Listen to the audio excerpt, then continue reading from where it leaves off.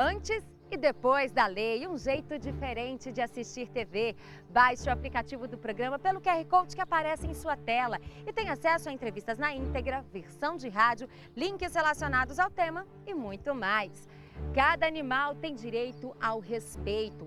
Cada animal tem direito à consideração e à proteção do homem. Está na Declaração Universal dos Direitos dos Animais, do qual o Brasil é signatário desde 1978. Mas, embora existam leis de proteção, desde o início do século passado, aqui no país, a exploração, os maus tratos e até o tráfico de animais silvestres estão presentes na sociedade. E o pior, de maneira quase que natural e aceitável. Uma das festas populares mais animadas do mundo. Fantasias luxuosas e muito brilho. Grandiosos, os desfiles sempre atraíram visitantes do mundo inteiro, encantado com o samba no pé e com as cores das alegorias. Tanta beleza que a origem desses adereços sequer é questionada. Andreoni sabe bem disso. Carnavalesco, ele conta que sempre comprou produtos para fazer as fantasias, mas discorda da matança de animais para alimentar tanto luxo. Existem muitos criadouros onde eles vendem as penas, esse material que a gente usa para carnaval, plumas, penas de rabo de galo, entendeu? Fazão, essas coisas, pavão, que são criadouros que realmente eles trabalham com seriedade, né? Eles cuidam realmente dos animais, tiram as penas na época certa. E existem outros que estão nem aí, eles tiram mesmo, morrem muitos animais, etc, etc, etc. Eu só acho, assim, interessantíssimo esse cuidado com os animais, porque até eu também trabalho muito isso, com a ONG, com as nossas danças folclóricas, a gente fala o respeito também dos animais, a conscientização desses animais, a preservação desses animais. Se isso passa a matar animais, como o caso o jacaré, que ele tira o couro, né, já é outro segmento. Eu acho já errado, porque a natureza já diminui pra caramba, já a fauna, a flora, isso tudo prejudica bastante o equilíbrio. Ele confessa que no passado comprou muitos produtos sem prestar atenção na origem. Eu, por exemplo, nem sabia. A gente usava pena, assim, eu achava normal. Achava que era uma coisa tranquilo, que não tinha essa preocupação, essa matança, como fazem muitas pessoas. Então a gente usava bastante mesmo. Eu acho que antigamente usava-se até mais penas do que usa-se hoje, entendeu? Em termos, penas de avestruz, que é a pluma, entendeu? A gente usava bastante. Hoje a gente usa, mas eu acho que bem menos quantidade. Afinal, como era no passado? Quem defendia os direitos dos animais? A verdade é que ao longo da história, poucos tinham essa visão de preservação. Era uma discussão que seguia muito mais pelo campo da moral do que pelo jurídico. Esta ambientalista explica que era comum a sociedade ostentar artigos de origem animal como símbolo de ascensão social. Era até um aspecto cultural, né? Tinha estados quem tinha um casaco de pele, quem tinha um rabinho de raposa pendurado numa bolsa, então isso era muito incentivado. Couro de crocodilo, de jacaré, em detalhes, né, de bolsa, sapatos. Acho que até hoje, né, ainda é um sinal de status para a sociedade. Hoje não é muito comum usar casaco, bolsas de couro, mas na década de 60, 70, isso era praticamente normal. Estou aqui com a Marisa, que é jornalista. Marisa, naquela época, na verdade, podia-se usar, né? Usava-se muito. A gente fazia uso, isso aqui foi criado, casaco de pele naquela época, era uma coisa muito comum e era para aquecer. Então usava-se muito mesmo, não tinha esse pudor que existe agora, eu não sei nem se é pudor ou se é medo de ser agredido. Usava-se com grande naturalidade. Hoje você não usa muito, mas ainda tem alguns. Queria que você mostrasse pra gente, Marisa, por exemplo, esse aqui é o de? É raposa. Esse é uma raposa, ela é dessa cor, ela é uma raposa vermelha, tudo. E ela, enfim, é raposa entremeada com camurça. Ah, sim. Aí temos o segundo, esse aqui. É antílope. Esse é bem, esse tem uns 45 anos, mais ou menos, e é um casaco de antílope, que também já está mais difícil de achar agora. Antílope. Aí do outro lado ali também a gente ainda tem... Tem um vison. O vison, que é muito bonito, por sinal, né, O Marisa? vison é muito bonito e é Talvez o mais agredido de todos é o Vison, porque os bichinhos são pequenininhos e são engraçadinhos, sabe? Eles tomam banho em gesso, é toda uma delicadeza. Mas a finalidade do Vison precisaria de vários para fazer um casaco como esse, né, Marisa? Muitos, mas a finalidade do Vison é virar casaco. São peças antigas que a jornalista não usa, mas que ela guarda na lembrança. Era uma coisa natural. As pessoas... Quem inventou casaco de pele, inventou para se proteger do frio. Você vai lá para o Polo Norte, para sei lá eu para onde aí, que as temperaturas são absurdas abaixo de zero, não se iluda, você só esquenta se tiver com casaco, se tiver com pelo, com pele em cima. Então é daí que veio o negócio. Quem transformou isso numa coisa mais prosaica, vamos chamar assim, foram os mais civilizados, os que não estavam na estepe, os que estavam nos grandes centros, que aí, então começou a glamourização do casaco de pele, uma coisa que além de proteger ainda dava um certo status. Para esta advogada especialista em direito ambiental, as leis não eram específicas e a questão não era tratada com a devida atenção. Nós tivemos algumas leis, alguns diplomas esparsos ou leis esparsas que já tomavam conta dessa questão do direito dos animais e do meio ambiente em si. Mas era uma questão talvez não tão tratada de forma tão ética. Os registros de uma legislação voltada para a proteção dos animais começaram a surgir no início do século passado. O decreto 24.645 de 1934, ele foi inovador à medida que tipificou algumas condutas que poderiam ser consideradas lesivas ao bem-estar do animal, dos animais. Então, digamos que esse foi um primeiro passo, um pouco mais detalhado, porque houve essa tipificação, a criação de um rol não taxativo, porém exemplificativo, ou seja, aberto. E isso fez com que algumas condutas que antes não tinham a atenção do poder público passassem a ser consideradas, sim, como típicas, né? Ou seja, tem a tipicidade, tem aquele perfume de crime. O decreto 24.645 de 1934 foi fundamental. A partir dele, as práticas consideradas abusivas se tornaram crime e passaram a fazer parte da lei de contravenção penal. Alguns estudiosos, inclusive, dizem que esse decreto ele ainda possui vigência, porque a lei de contravenções penais, no seu artigo 64, também meio que ampliou esse rol de tipificações, de condutas lesivas aos direitos dos animais. O que não quer dizer que ela revogou, essa lei revogou os mandamentos estabelecidos no decreto de 1934. O decreto diz que todos os animais existentes no país são tutelados do Estado.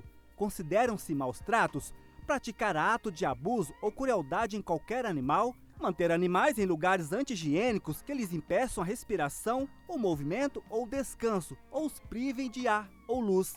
Mais tarde, em 1967, veio a Lei Federal 5.197 de Proteção dos Animais. Em 1978, foi criada a Declaração Universal dos Direitos dos Animais, do qual fazem parte o Brasil e os países membros das Nações Unidas. Na prática, as leis não tiveram o efeito esperado, mas foram ganhando força com a evolução da própria sociedade e das novas gerações.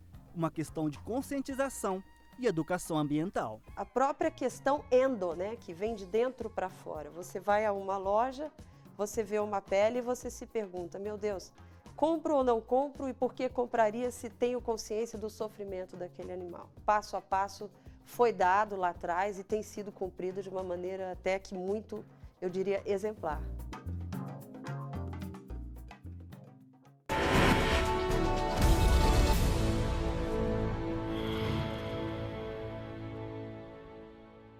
O STJ defende e protege os animais. No Brasil, casos inusitados envolvendo animais chegam à última instância da justiça. Habeas corpus para chimpanzés, liberdade para tigres de Bengala, brigas de galo e também baleias importunadas. As decisões do STJ combatem os maus tratos com animais silvestres, exóticos, raros ou domesticados que têm direito à proteção responsável. Mais que merecer, todo animal tem o direito de ser bem cuidado.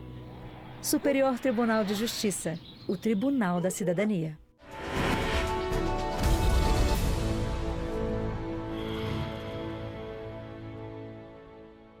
Como todos os direitos básicos já estavam previstas na Constituição Federal de 1988, medidas de proteção à fauna e à flora. Mas foi em 1998, com a criação da Lei de Crimes Ambientais, que os maus-tratos passaram a ser punidos. E os responsáveis por isso condenados a pagar multa e até prisão. Simpáticos, carinhosos e indefesos. Vítimas comuns de maus-tratos durante os séculos, muitos animais sofreram e chegaram a morrer por isso. Em 1988, a Constituição Federal também tratou dos maus-tratos e do tráfico dos animais. Em seu artigo 225, fica estabelecido ao poder público proteger a fauna e a flora, vedadas na forma de lei as práticas que coloquem em risco sua função ecológica, provoquem a extinção de espécies ou submetam os animais à crueldade. Para esta especialista, a Constituição foi um diferencial, porque não fazia distinção da classificação animal. Todos estavam protegidos, tanto os silvestres quanto os domésticos. A Constituição Federal de 88, que também é muitíssimo importante, porque ela não faz distinção, ela fala: o Estado tem a obrigação de tutelar animais, não interessa qual. Então, todos os animais são tutelados pela Constituição. 10 anos depois, em 1998, foi criada uma lei federal que tratava especificamente de crimes ambientais, incluindo os animais. A Lei 9.605 proibiu a prática de abuso, maus tratos, ferir ou mutilar animais silvestres, domésticos ou domesticados, nativos ou exóticos, realizar experiência dolorosa ou cruel em animal vivo, ainda que para fins didáticos ou científicos, quando existirem recursos alternativos, também virou crime. Da Lei 9.605, data de 10 anos após a promulgação da nossa Constituição Federal. E sim, ela demonstra um avanço muito grande na conscientização dos agentes públicos para que compilassem todas essas leis esparsas que existiam antes todos esses diplomas esparsos que existiam antes da Constituição de 88 numa coisa só. Para o Instituto Brasileiro de Meio Ambiente e dos Recursos Naturais Renováveis, o IBAMA, a criação da lei federal proporcionou a execução de um trabalho mais objetivo. Antes você tinha o Código Florestal, o Código de Pesca e o Código de Fauna. E eles não definiam todas as condutas criminosas. Então você tinha um arcabouço legal muito mais frágil para trabalhar e conseguir evitar o dano ao meio ambiente. Com a Lei 9.605 você tem esse arcabouço legal agora unificado, né? As questões florestais, as questões dos delitos de pesca, os delitos de fauna estão todos na mesma lei. E, além disso, a lei trouxe de uma forma mais clara as questões administrativas. Então, relacionada a como que vai ser a multa, o que pode ser feito, as apreensões, como que vão ser conduzidas as apreensões, seja dos animais, seja dos instrumentos utilizados no crime. Eu acredito piamente nisso. Houve uma mudança cultural. Óbvio, não são todas as pessoas, não são todos os grupos que têm essa conscientização. Mas a gente vê pelo número de sociedades protetoras de animais, a gente vê pelo número de pessoas que vão às casas parlamentares, vão ao Congresso e pedem ajuda. Nós temos políticos de muita força atuando nesse mercado que a gente chama de mercado pet, que batalha por causas ligadas à defesa dos direitos dos animais. Nas últimas décadas, várias associações e organizações não governamentais foram criadas no Brasil para defender os direitos dos animais. Aqui no Distrito Federal, há 15 anos, a Proânima levanta essa bandeira.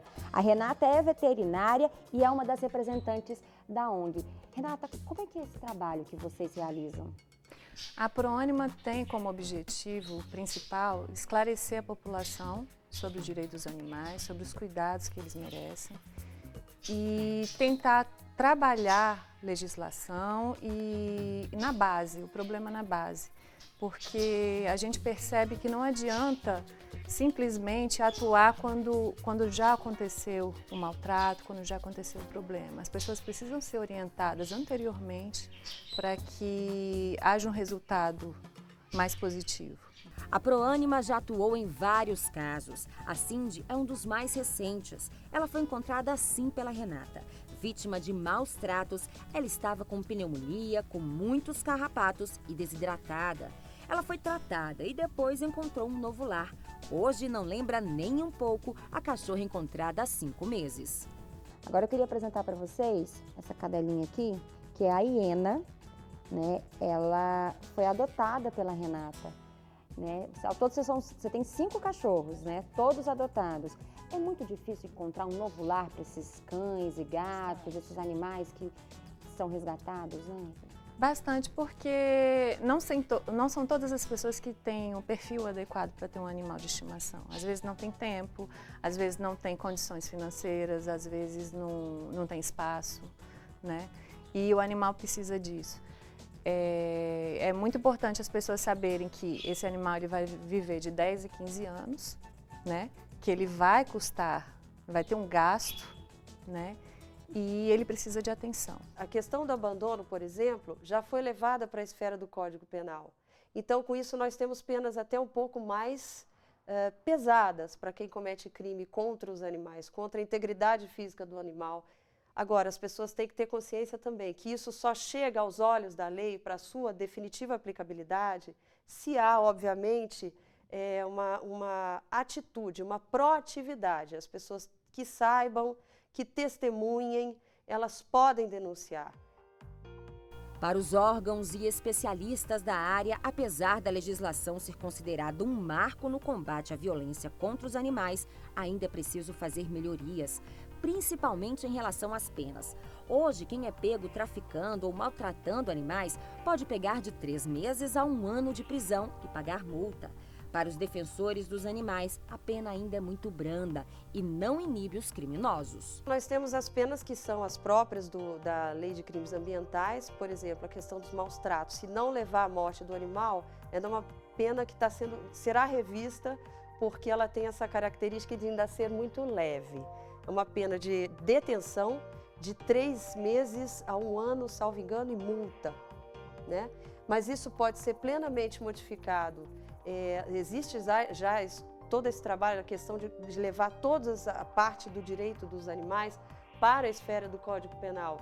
Isso tem sido muito positivo, porque como será penalizado, e aí eu digo, em patamar de Código Penal, as penas certamente serão muito mais pesadas e, por que não dizer, mais educativas. A retirada de animais de seu habitat natural para comercialização é considerada tráfico. Este é um dos mais lucrativos comércios ilegais do mundo, que movimenta aproximadamente 20 bilhões de dólares por ano, cerca de 80 bilhões de reais, sendo a 3ª atividade clandestina que mais gera dinheiro, ficando atrás apenas do tráfico de drogas e armas. De acordo com a ONG Rede Nacional de Combate ao Tráfico de Animais Silvestres, no Brasil, todos os anos, cerca de 38 milhões de animais são retirados de seus habitats naturais, sendo aproximadamente 12 milhões de espécimes distintas. No Brasil, as aves, principalmente os pássaros canoros, são o grande alvo dessa atividade clandestina. Logo atrás, vêm os répteis e os mamíferos.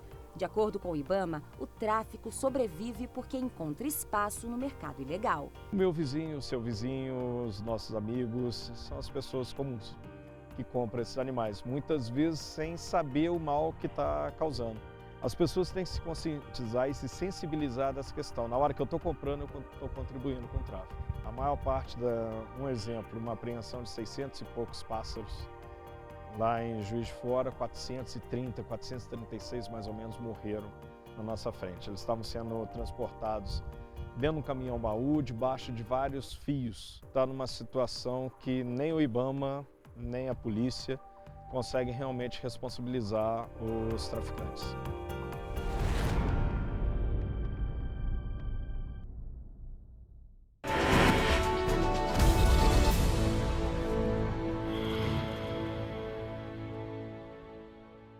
O STJ defende e protege os animais. No Brasil, casos inusitados envolvendo animais chegam à última instância da justiça.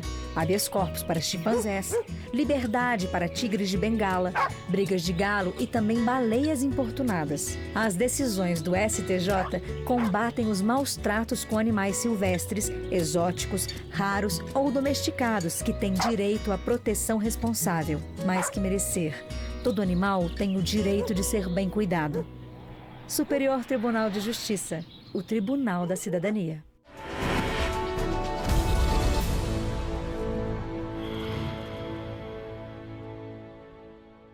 Animais tratados como coisas e usados em testes de laboratório sem qualquer respeito à vida. Resultado de anos de desprezo à fauna e à preservação das espécies. Mas isso vem mudando. A prova é o projeto de lei que tramita no Senado e que restringe o uso de animais em testes da indústria de cosméticos. Um dos casos que mais chamou a atenção nos últimos anos foi o de cães libertados de um laboratório no interior de São Paulo.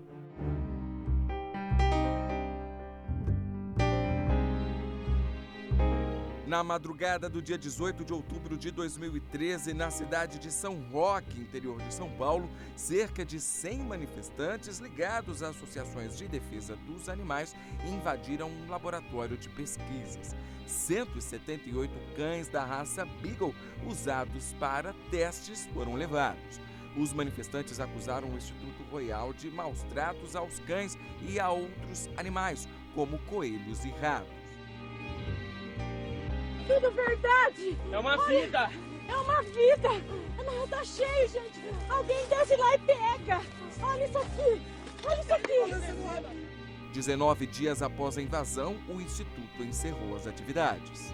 A criação e utilização de animais em atividades de ensino e pesquisa no Brasil é regulamentada pela Lei 11.794, de 8 de outubro de 2008, conhecida como Lei Arouca. A lei estabelece que as comissões de ética no uso de animais formadas por universidades têm uma posição central no controle e orientação para a utilização ética adequada desses animais. A regulamentação encontra dificuldade de aceitação quando o assunto é pesquisa sobre remédios.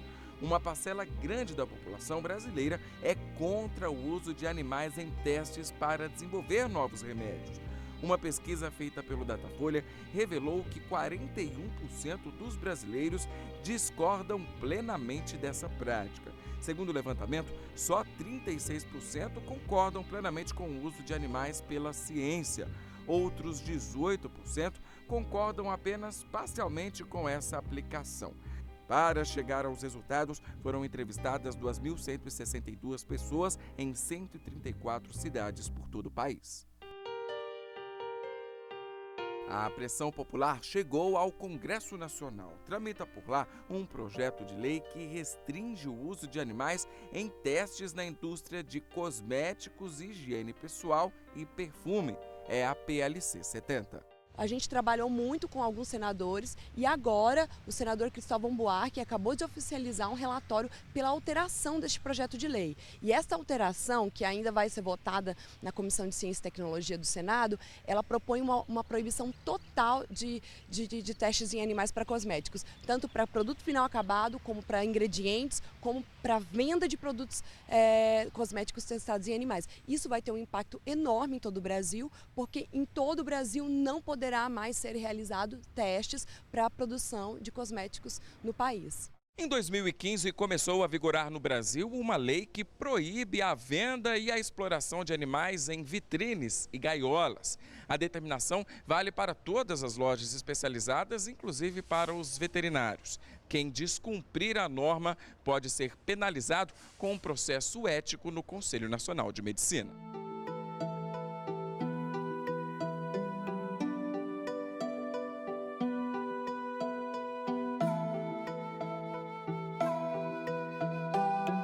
Para este veterinário, a lei surge para defender o consumidor que, muitas vezes iludido, acha que está comprando um animal saudável, quando, na verdade, o bichinho é vítima de uma rotina de maus tratos.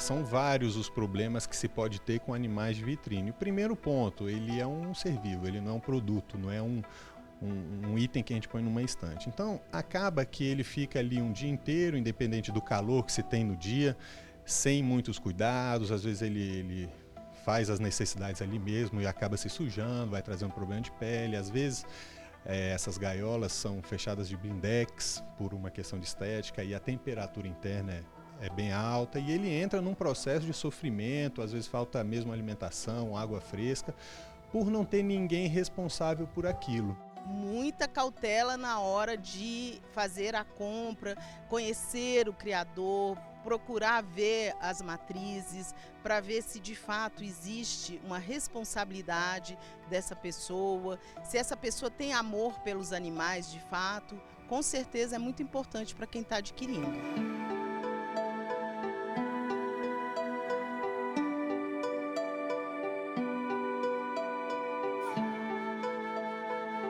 E foi justamente uma falha em cruzamento genético que deixou a Chihuahua Kimi com diversos problemas de saúde.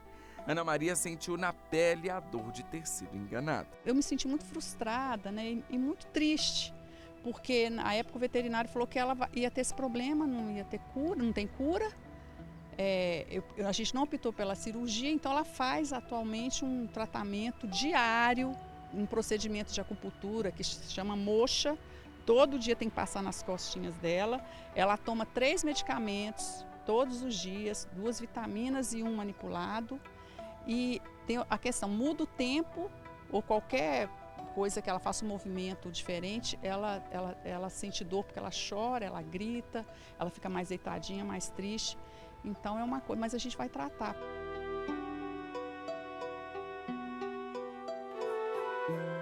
Recolhemos muitas vezes nas ruas matrizes de cães de raça que são exploradas de uma forma absurda. Em poucos anos, eles exaurem esses animais, inclusive induzindo cios para, às vezes, procriar 2, 3 vezes no ano, e depois eles descartam o animal.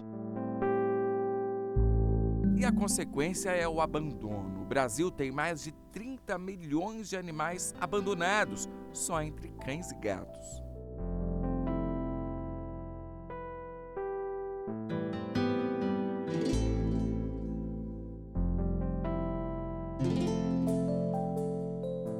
Essas pessoas não querem ter as despesas que a criação desses animais exige, e quem está adquirindo também muitas vezes não tem a noção das despesas que vai ter que ter para criar um animal de determinada raça, até porque alguns trazem algumas doenças típicas da raça.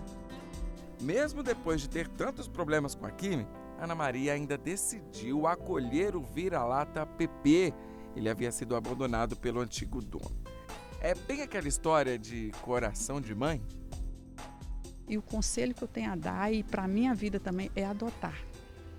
Adote um cachorrinho.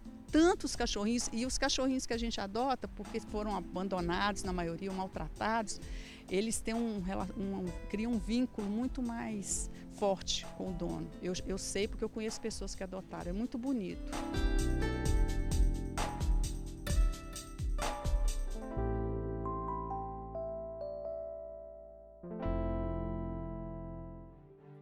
Antes e depois da lei. Aqui você acompanha os direitos e deveres do cidadão, os passos da justiça e as decisões que mudaram histórias de vida. Nós temos um encontro marcado na próxima semana com mais uma lei que faz a diferença na vida dos brasileiros. E você pode participar. Mande uma sugestão para antes e depois da lei, @stj.jus.br. E não se esqueça, a sua participação é muito importante para nós. Eu fico por aqui, obrigada pela companhia e até o próximo programa.